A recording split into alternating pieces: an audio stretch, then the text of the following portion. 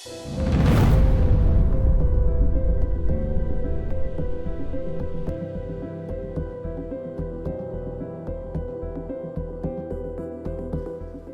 ಬಗ್ಗೆ ಜೈ ಬಗ್ಗೆ ಇಷ್ಟು ಕೆಟ್ಟದಾಗಿ ಬರ್ತಿದ್ದಾಳಲ್ಲ, ಅವಳಿಗೆ ಇಷ್ಟು ಧೈರ್ಯ ಇರಬೇಕು. ಸಿಸ್ಟರ್, ಏನಾಯ್ತು? ಪುಸ್ತಕ ಯಾಕೆ ಹಿಂಗೆ ಬಿಸಾಕ್ತೆ? ಬಿಸಾಕಿಲ್ಲ ಅಣ್ಣ, ಕೈ ಜಾರಿ ಬಿತ್ತು. ಅಲ್ಲ, ಕೈ ಜಾರಿ ಬಿದ್ದಿತ್ತ, ಒಳಗಿನ ಕೋಪ ಹೊರಗೆ ಬಂದು ಕೋಪ ಬಿಸಾಕಿತ್ತ? ಏನು ಹೇಳ್ತಾ ಇದೆಯಾ ಅಣ್ಣ? ಎಲ್ಲದಲ್ಲೂ ಬೇರೆ ಅರ್ಥನೇ ಹುಡುಕ್ತಿಯಲ್ಲ. ಸಿಸ್ಟರ್, ಪುಸ್ತಕ ಪೂರ್ತಿ ಓದಿದೆಯಾ? ಓದೋಕ್ಕೆ ಟ್ರೈ ಮಾಡ್ತಿದ್ದೀನಿ.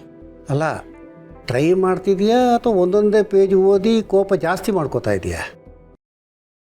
ಹೇಳು ಸಿಸ್ಟರ್. ಅಲ್ಲ, ನೀನು ಕೋಪ ಮಾಡ್ಕೊಳ್ಳುವಂಥದ್ದು ಏನಿದೆ ಈ ಪುಸ್ತಕದಲ್ಲಿ? ಅದು ಅಣ್ಣ, ಬುಕ್ಕಲ್ಲಿ ಭೂಮಿಕಾ ನನ್ನ ಬಗ್ಗೆ ಜೈ ಬಗ್ಗೆ ಎಷ್ಟು ಕೆಟ್ಟದಾಗಿ ಬರ್ತಿದ್ದಾಳೆ. ಅವಳಿಗೆ ನಮ್ಮ ಮೇಲೆ ಅಷ್ಟೊಂದು ಕೋಪ ಇದೆ ಅಂತ ನನಗೆ ಗೊತ್ತೇ ಇರಲಿಲ್ಲ. ಅದು ಓದಿ ಈಗ ನನಗೆ ಎಷ್ಟು ಗಿಲ್ಟ್ ಫೀಲ್ ಆಗ್ತಿದೆ ಗೊತ್ತಾ? ಸಿಸ್ಟರ್, ಇದರ ಒಂದು ಮಾತು ಕೇಳಲ್ಲ? ಕೇಳೋಣ. ನೀನು ನಿಜವಾಗ್ಲೂ ಬದಲಾಗಿದೆಯಾ?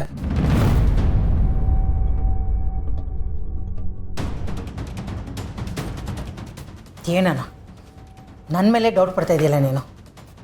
ಅಲ್ಲ ಸಿಸ್ಟರ್, ಈ ಬದಲಾಗೋದು ಅಂದರೆ ಬರೀ ಮಾತಲ್ಲಲ್ಲ, ಮನಸ್ಸು ಬದಲಾಗಬೇಕಲ್ಲ. ಹಳೆದನ್ನು ಓದುವಾಗ ಸಿಟ್ಟು ಬೇಜಾರಾಗೋದಕ್ಕಿಂತ ಮನಸ್ಸು ಪರಿವರ್ತನೆ ಆಗಬೇಕು, ಜ್ಞಾನೋದಯ ಆಗಬೇಕು. ಅದು ನಿನ್ನಲ್ಲಿ ಕಾಣ್ತಾ ಇಲ್ವಲ್ಲ, ಅದಕ್ಕೆ ಕೇಳಿದೆ ಅಷ್ಟೇ. ಅಂದರೆ ನಾನು ಬದಲಾಗಿಲ್ಲ ಅಂತ ನೀನು ಹೇಳ್ತಾ ಇದೆಯಾ? ತಂಡಕ್ಕೋ ಸಿಸ್ಟರ್, ಅದೇ ಕೋಪ ಕಾಣ್ತಾ ಇದೆಯಲ್ಲ, ಅದಕ್ಕೆ ಕೇಳಿದೆ ಅಷ್ಟೇ. ಅಣ್ಣ, ಇಷ್ಟೆಲ್ಲ ಆದಮೇಲೆ ನಾನು ಬದಲಾಗದೆ ಇರೋಕ್ಕಾಗತ್ತಾ? ನನಗೂ ನೋವಾಗುತ್ತೆ, ಬೇಜಾರಾಗುತ್ತೆ. ಅದನ್ನೆಲ್ಲ ನಾನು ಎಕ್ಸ್ಪ್ರೆಸ್ ಮಾಡಬಾರ್ದಾ? ನಾನೇನು ದೇವ್ರ, ಮನುಷ್ಯರಲ್ವಾ? ನೀನು ದೇವರಾಗಿ ನನಗೆ ಯಾವತ್ತೂ ಕಾಣಲೇ ಇಲ್ಲ. ಅದು ಹೋಗಲಿ ಸಿಸ್ಟರ್, ಈ ಸಿಟ್ಟು ಮಾಡ್ಕೊಳ್ಳೋದಕ್ಕೂ ಬೇಜಾರಾಗೋದಕ್ಕೂ ವ್ಯತ್ಯಾಸ ಇದೆಯಲ್ವ? ಅದೇನು ಗೊತ್ತಣ್ಣ, ನನ್ನ ಫ್ರೆಂಡ್ಸ್ ಎಲ್ಲ ಫೋನ್ ಮಾಡಿದರು. ಭೂಮಿಕಾ ಬರ್ದಿರೋ ಬುಕ್ ಓದಿ ನಿನ್ನ ಸೊಸೆ ನಿನ್ನ ಬಗ್ಗೆ ಹೀಗೆಲ್ಲ ಬರ್ದಿದ್ದಾರಾ ಅಂತ ಕೇಳಿದ್ರು. ನನಗೆ ಬೇಜಾರಾಯಿತು, ಅದಕ್ಕೆ ಹಾಗೆ ರಿಯಾಕ್ಟ್ ಮಾಡಿದೆ. ನಿಜವಾಗ್ಲೂ ಅಷ್ಟೇನಾ ಅಥವಾ ನೀನು ನನ್ನ ಮೇಲೆ ಇನ್ನೂ ಅನುಮಾನ ಪಡ್ತಾ ಇದೆಯಾ? ಅನುಮಾನ ಅಲ್ಲ ಸಿಸ್ಟರ್, ಭಯ. ಎಲ್ಲ ಕಷ್ಟಪಟ್ಟು ಇದೆಲ್ಲ ಸುಸೂತ್ರ ಆಗ್ತಾ ಇದೆಯಲ್ಲ, ಎಲ್ಲ ಸರಾಗಾಗ್ತಾ ಇದೆಯಲ್ಲ, ಈಗ ಮತ್ತೆ ನಿನ್ನೊಳಗಿನ ಹಳೆಯ ಶಕುಂತಳೆ ಎದ್ದು ಬರ್ತಾಳೇನೋ ಅಂತ ಹೆದರಿಕೆ ಅಷ್ಟೆ. ನೀನು ಅಷ್ಟೆಲ್ಲ ಚಿಂತೆ ಮಾಡೋ ಅಗತ್ಯ ಇಲ್ಲ ಅಣ್ಣ. ನಾನು ಹಳೆಯ ಶಕುಂತಲ ಅಲ್ಲ. ಹಾಗಾದರೆ ಸಂತೋಷ, ಹಾಗೆ ಆಗಲಿ ಅಂತ ನನ್ನ ಹಾರೈಕೆ. ತಗೋ ಸಿಸ್ಟರ್.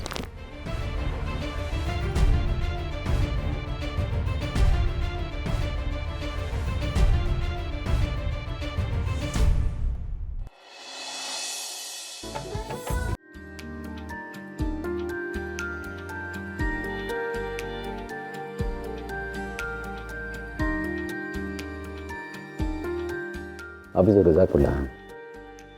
ಯಾಕೆ? ನೀವು ಬಿಡ್ತಾನೆ ಇಲ್ವಲ್ಲ?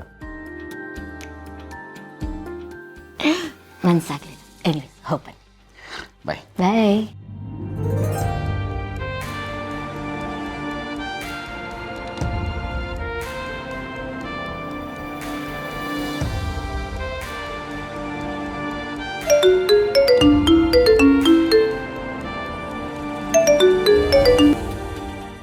ಹಲೋ ಡಾಕ್ಟರ್, ನಾನು ಭೂಮಿಕಾ ಮಾತಾಡ್ತಿದ್ದೀನಿ. ಓ ಭೂಮಿಕಾ ಅವರೇ, ಹೇಳಿ. ಹೇಗಿದ್ದೀರಾ? ಏನಾದರೂ ತೊಂದರೆ ಆಗ್ತಿದ್ಯಾ? ಅದು ಡಾಕ್ಟರ್, ಸ್ವಲ್ಪ ತಲೆ ಸುತ್ತಂಗಾಗ್ತಿದೆ, ನಿಂತರೆ ಬ್ಯಾಲೆನ್ಸ್ ತಪ್ತಿದೆ. ಈಗ ತಾನೇ ಬೀಳೋಂಗಾಯ್ತು, ಬಟ್ ನಾನು ಕಂಟ್ರೋಲ್ ಮಾಡಿಕೊಂಡೆ. ಓ ಹೌದಾ ಮೇಡಮ್, ಇದು ಡಿಸೀಸ್ ಪ್ರೋಗ್ರೆಸ್ ಆಗ್ತಿರೋ ಲಕ್ಷಣಗಳು. ಇನ್ನು ಮುಂದೆ ಈ ಥರ ಸಿಂಪ್ಟಮ್ಸ್ಗಳು ಸ್ವಲ್ಪನೇ ಜಾಸ್ತಿನೇ ಆಗ್ತಾ ಹೋಗುತ್ತೆ. ಇನ್ನೇನೇನು ಆಗ್ಬೋದು ಡಾಕ್ಟರ್? ಅದು ಬೇಗ ಸುಸ್ತಾಗುತ್ತೆ, ಹಸಿವು ಕಮ್ಮಿ ಆಗುತ್ತೆ, ಹಾಗೆಯೇ ನಿದ್ರೆ ಕೂಡ ಕಡಿಮೆ ಆಗುತ್ತೆ. ಜೊತೆಗೆ ಬಾಡಿ ಪೇಯ್ನ್, ಚೆಸ್ಟ್ ಪೇಯ್ನ್ ಇಂಥದ್ದೇ ಶುರುವಾಗುತ್ತೆ ಮೇಡಮ್. ಹಾಗೆಯೇ ನಾನು ಮೊದಲೇ ಹೇಳಿರೋ ಪ್ರಕಾರ ನಿಧಾನವಾಗಿ ತಲೆ ಕೂದಲು ಉದುರೋಕ್ಕೆ ಶುರುವಾಗುತ್ತೆ. ಜೊತೆಗೆ ಎದೆ ಭಾಗದಲ್ಲಿ ನೋವು ಸ್ವೆಲ್ಲಿಂಗ್ ಕೂಡ ಶುರುವಾಗುತ್ತೆ ಮೇಡಮ್. ಇದನ್ನು ಸರಿ ಮಾಡೋಕ್ಕೆ ಯಾವ ಟ್ರೀಟ್ಮೆಂಟು ಇಲ್ವಾ ಡಾಕ್ಟರ್? 1% ಒಪ್ಪಿಲ್ವಾ? ನಿಮ್ಮ ಮನಸ್ಸಲ್ಲಿ ಏನಿದೆ ಅಂತ ನನಗೆ ಅರ್ಥ ಆಗುತ್ತೆ ಭೂಮಿಕಾ ಅವರೇ. ಆದರೆ ಇನ್ಮೇಲೆ ನಮ್ಮ ಫೋಕಸ್ ಏನಿದ್ರು ಕ್ಯೂರ್ ಮೇಲಲ್ಲ, ನಿಮ್ಗಾಗೋ ನೋವು ತೊಂದರೆನ ಕಡಿಮೆ ಮಾಡೋದ್ರ ಕಡೆ ಅಷ್ಟೇ. ನೋಡಿ, ನಾನು ಕೊಡೋ ಮೆಡಿಸಿನ್ ನಿಮ್ಮ ಪೇಯ್ನ್ ಕಡಿಮೆ ಮಾಡ್ಬೋದೇ ಹೊರತು ಡಿಸೀಸ್ ಪ್ರೋಗ್ರೆಸ್ ಆಗೋದನ್ನು ಸಂಪೂರ್ಣವಾಗಿ ತಡೆಯೋದಕ್ಕೆ ಸಾಧ್ಯನೇ ಇಲ್ಲ. ಅಂದರೆ ದಿನ ಕಳೆದಂಗೆ ಇನ್ನೂ ಜಾಸ್ತಿ ಆಗ್ತಾ ಹೋಗುತ್ತೆ. ನೋಡಿ, ನಾನು ಸುಳ್ಳು ಭರವಸೆ ಕೊಡೋದಿಲ್ಲ. ನಿಧಾನವಾಗಿ ಬದಲಾವಣೆ ಆಗ್ತಾನೆ ಹೋಗುತ್ತೆ. ಇದಕ್ಕೆ ನೀವು ಬರೀ ಫಿಸಿಕಲಿ ಅಲ್ಲ, ಮೆಂಟಲಿ ಕೂಡ ಸ್ಟ್ರಾಂಗ್ ಆಗಬೇಕಾಗತ್ತೆ. ನಂಗೆ ಭಯ ಆಗ್ತಿದೆ ಡಾಕ್ಟರ್.